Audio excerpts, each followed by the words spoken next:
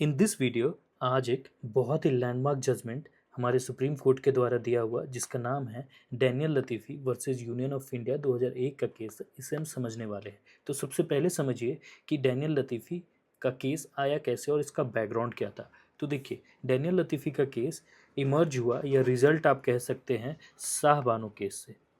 तो शाहबानो केस के बारे में हमने पिछली वीडियो में कंप्लीट इन डिटेल बता रखा है। अगर आप चाहें तो वो वीडियो देख लें तो आपको कंप्लीटली समझ में आएगा। फिर भी तो शाहबानो केस में एक जजमेंट आया जिसमें सुप्रीम कोर्ट ने बोला कि हस्बैंड जो है, मुस्लिम हस्बैंड जो है, वो अपनी वाइफ को क्या करेगा, मेंटेनेंस प्रोवाइड करेगा इंटायर लाइफ, मतलब इद्दत पीरियड के बाद भी।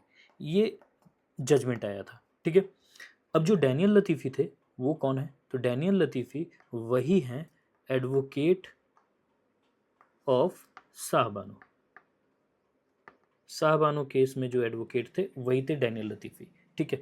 तो ये तो जजमेंट आया। अब ये जजमेंट आने के बाद क्या हुआ, दंगे फसाद होने लगे। ठीक है। जितने भी मुस्लिम कम्युनिटी के लोग थे वो इस जजमेंट के अगेंस्ट थे। तो उस समय की जो गवर्नमेंट थी, राजीव गांधी की जो गवर्नमेंट थी, राजीव गांधी की जो गवर्नमेंट थी, उन्होंने एक लॉ पारित किया। ठीक है। जिसका नाम है Muslim women protection of right on divorce act 1896। अब ये लॉ का जो सेक्शन 3 का क्लॉज 1 का क्लॉज ए, ये थोड़ा कंफ्यूजिंग था। अब ये कहता क्या था वो आप समझिए। ये कहता था कि divorce women, Muslim women is entitle to reasonable and fair provision and maintenance. ठीक है। To be made and paid within iddat period. अब ये जो विद इन इद्दत पीरियड है ना, ये सबसे कंफ्यूजिंग है। अब बहुत लोगों को लगता था कि क्या ये जो सेक्शन 3 क्लॉज 1 ए ये कह रहा है कि आप इद्दत पीरियड तक ही सिर्फ पैसा देंगे या इद्दत पीरियड के बाद भी पैसा देंगे। ये एक कन्फ्यूज़न था। ठीक है।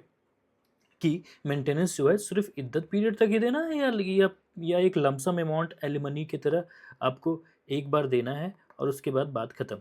ठीक है।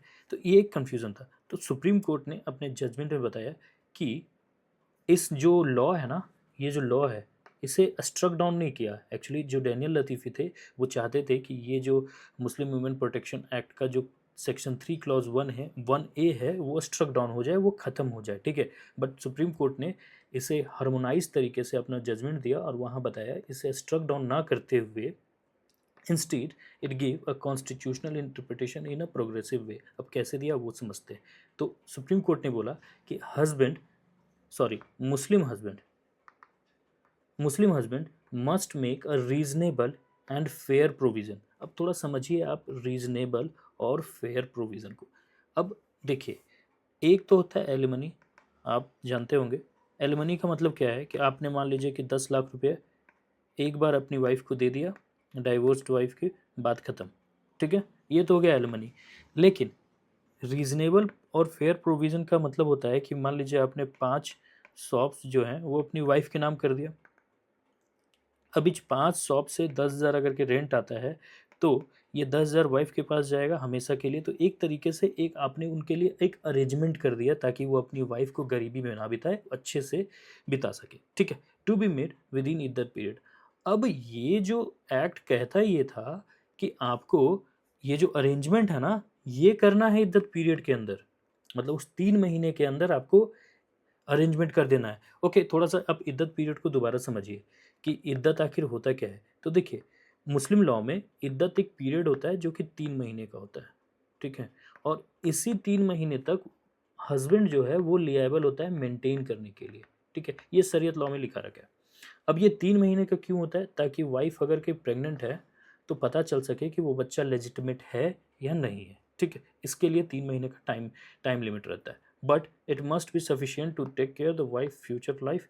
और अगर हस्बैंड, अब अगर मान लीजिए ये जो रीजनेबल फेयर प्रोविजन अगर के हस्बैंड नहीं करता है तो क्या होगा कि सेक्शन 125 सीआरपीसी के तहत उसे हर महीने, अगर ये चीज़ नहीं होता है, ये भी चीज़ नहीं होता है, तो आप क्या करो, मान लो कि 10,000 रुपया, 10,000 आप पर मंथ आप क्या करिए, प्रोवाइड करिए भैया आप अपनी वाइफ को।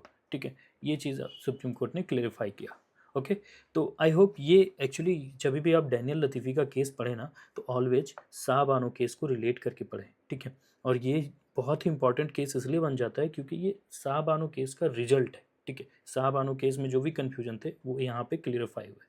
तो आई होप कि ये वीडियो आपको समझ में आया हो और ये केस भी अच्छे तरीके से समझ में आया। फिर भी अगर कोई डाउट है तो आप कमेंट सेक्शन में पूछ सकते हैं। थैंक यू, जय हिंद।